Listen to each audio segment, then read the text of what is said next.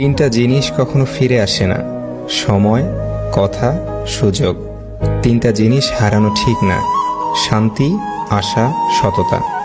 তিনটা জিনিসে পতন হয়: অহংকার, মিথ্যা, হিংসা। তিনটা জিনিস খুব দামি: ভালোবাসা, আত্মবিশ্বাস এবং বন্ধুত্ব।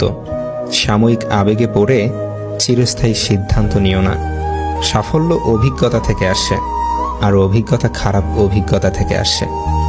জীবনের 6টি নীতি: প্রার্থনা করার আগে বিশ্বাস করো, কথা বলার আগে শোনো, খরচ করার আগে উপার্জন করো, কিছু লেখার আগে চিন্তা করো, হাল ছাড়ার আগে চেষ্টা করো এবং মরার আগে বাঁচতে শেখো।